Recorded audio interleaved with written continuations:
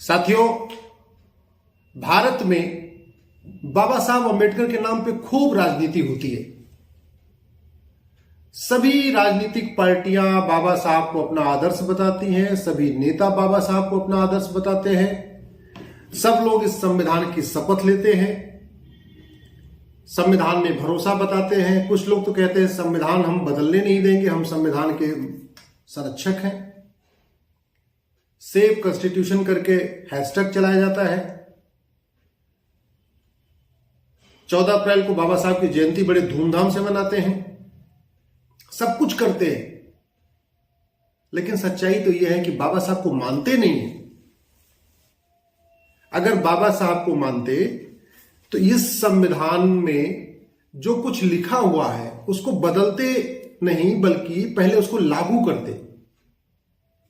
यह संविधान अब तक 125 बार बदला जा चुका है, लेकिन संविधान का जो मूल हिस्सा था उसका 20% आज तक लागू नहीं किया है। 125 बार संविधान बदला, 5 बार सुप्रीम कोर्ट का फैसला पलटा, लेकिन संविधान को 100% लागू नहीं किया गया। संविधान में काम का बंटवारा है, शेड्यूल 7 कहते हैं उसको। इसमें काम का बंटवारा है कि केंद्र क्या क्या कानून बनाएगा, राज्य क्या क्या कानून बनाएगा, और केंद्र और राज्य दोनों क्या कानून बना सकते हैं। शेड्यूल 7 में लिस्ट 3 है, जिसको हम कंकरेंट लिस्ट कहते हैं। इसका मतलब कि जो लिस्ट 3 में जो कुछ लिखा हुआ है उसमें केंद्र भी कानून बना सकता है, राज्य भी बना सकता है। केंद्र कानून बना देगा तो राज्यों के कानून अपने आप खत्म हो जाएंगे, नहीं माने जाएंगे। उसी शेड्यूल 7 में जनसंख्या नियंत्रण कानून लिखा हुआ है, यानी जनसंख्या नियंत्रण कानून बनाना केंद्र की ड्यूटी है और राज्य की भी ड्यूटी है। राज्य अपना अपना कानून बना सकते हैं, लेकिन जिस दिन केंद्र कानून बना देगा उस दिन राज्यों के कानून खत्म हो जाएंगे, नहीं माने जाएंगे, केंद्र वाला कानून नहीं माना जाएगा।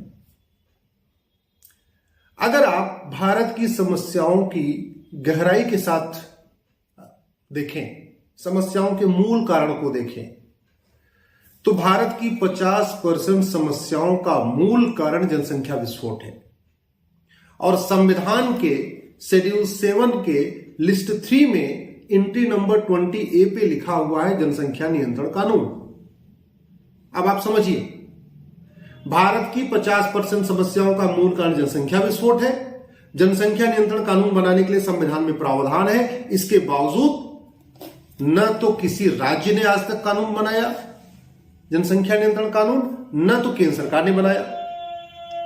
कानून बनाना तो छोड़िए, गहराई के साथ इस पर चर्चा भी नहीं हुई।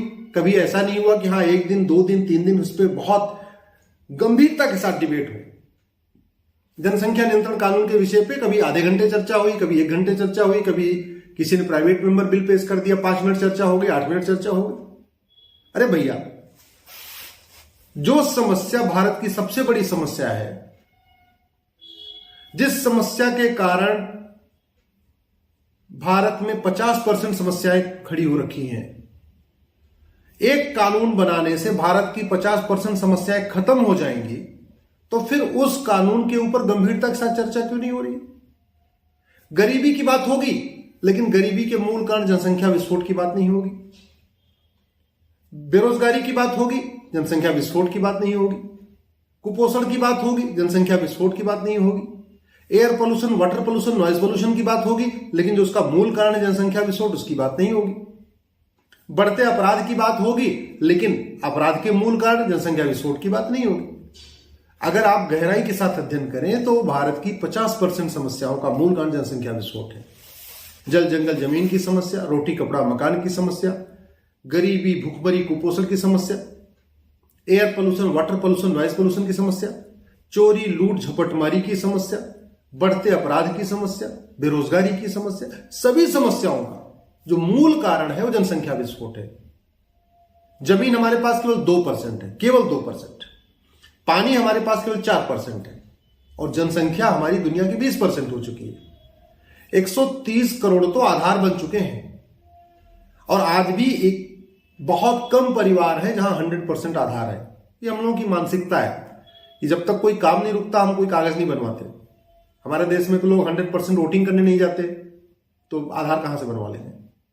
आधार तब बनवाएंगे जब बच्चा 10वीं में जाएगा, बोर्ड का फॉर्म भरना होगा, या पैन कार्ड बनवाना होगा, या राशन कार्ड बनवाना होगा, या बोर्ड का फॉर्म भरना होगा। जब इस तरीके से कोई काम रुकता है तब लोग तब अपना आधार बनवाते हैं। तो 130 करोड़ आधार वाले, 20% बिना आधार वाले, 5-6 करोड़ यहां रोहिंग्या बांग्लादेशी रहते हैं, उनको तो हमने काउंट ही नहीं किया, तो जनसंख्या हमारी 150 करोड़ हो गई। अगर आप बाकी दुनिया से कंपेयर करें, रूस का क्षेत्रफल हमसे 5 गुना ज्यादा है। ध्यान से सुनिए, रूस का क्षेत्रफल हमसे 5 गुना ज्यादा है। रूस की जनसंख्या मात्र 15 करोड़ है और हमारी जनसंख्या 150 करोड़ है। अमेरिका का क्षेत्रफल हमसे 3 गुना ज्यादा है। अमेरिका की जनसंख्या 33 करोड़ है, हमारी जनसंख्या 150 करोड़ है। जिस चीन की बात होती है, चीन का क्षेत्रफल हमसे 3 गुना ज्यादा है। चीन की जनसंख्या 144 करोड़ है, हमारी जनसंख्या 150 करोड़ है। कनाडा का क्षेत्रफल हमसे 3 गुना ज्यादा है। कनाडा की जनसंख्या मात्र 4 करोड़ है, मात्र 4 करोड़, हमारी जनसंख्या 150 करोड़ है। ऑस्ट्रेलिया क्षेत्रफल हमसे 2.5 गुना ज्यादा है, जनसंख्या मात्र 2.5 करोड़ है, हमारी जनसंख्या 150 करोड़ है। तो आप जरा सोचिए, हमारे पास रहने की जगह नहीं है। जमीन 2% है, यानी 2% जमीन पे 20% लोग रहते हैं। पानी हमारे पास 4% है, पीने वाले दुनिया के 20% है। आप समझ लीजिए 4% पानी को दुनिया के 20% लोग मिलकर पी रहे हैं। तो अगर आप बेरोजगारी की बात देखें, सब सरकारें कह रही हैं हम बेरोजगारी खत्म करेंगे, हम कदम 75 साल हो गया, बेरोजगारी कम हुई क्या? गरीबी कम हुई क्या? क्यों? क्योंकि 10 लोगों को रोजगार देते हैं, 100 बेरोजगार पैदा हो जाते हैं। सरकार जब तक 2 करोड़ लोगों को रोजगार देती है, 10 करोड़ बेरोजगार सड़क पे जाते हैं। सरकार जब तक 2 लेन का सड़क बनाती है, 4 लेन का ट्रैफिक सड़क पे जाता है। सरकार 2 करोड़ बेघर को घर देती है, 10 करोड़ बेघर पैदा हो जाते हैं। तो मेरा आप सबसे आग्रह है, आप राजनीतिक पार्टियों से ऊपर उठिए, राजनीतिक विचारधारा से ऊपर उठिए, नेताओं की गुलामी छोड़िए, पार्टियों की गुलामी छोड़िए और देश हित में एक कठोर जनसंख्या नियंत्रण के कानून की मांग करिए। एक चीज याद रखिए, चीन हमसे बहुत पीछे था। हम तो 1947 में आजाद हो गए, चीन हमसे 2 साल के बाद 1949 में आजाद हुआ। लेकिन आज चीन विश्व की महाशक्ति बन गया। क्यों? क्योंकि उसने जैसे उसको आजादी मिली, उसने 1 साल के बाद 1950 में ही एक कठोर जनसंख्या नियंत्रण कानून बना दिया।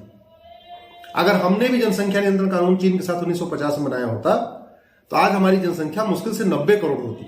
आज जो 150 करोड़ हो गई है, ये 90 करोड़ होती। अब आप खुद सोचिए कि 60 करोड़ फालतू बच्चे, फालतू हमारे देश में लोग आ गए। अगर 60 करोड़ नहीं होते, 90 करोड़ होते, तो आज गरीबी नहीं होती, बेरोजगारी नहीं होती, कुपोषण नहीं होता, प्रदूषण नहीं होता, इतना अपराध नहीं होता।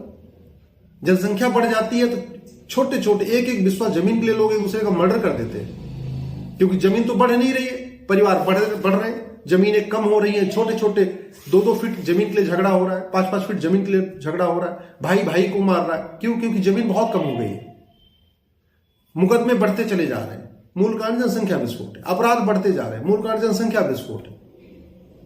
तो इनका एक ही निदान है, निदान यह है कि आप सब लोग पार्टियों की गुलामी छोड़िए, नेताओं की गुलामी छोड़िए। आप जिस पार्टी में उस पार्टी में बने रहिए, जिस पार्टी को वोट देते हैं उससे बने रहिए, लेकिन जनसंख्या नियंत्रण कानून की मांग करिए।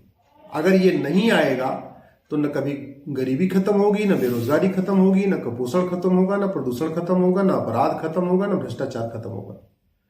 मैं आशा करता हूं कि आप हमारी बात से सहमत होंगे और एक कठोर जनसंख्या नियंत्रण कानून की मांग जरूर करेंगे। जय हिंद, जय भारत।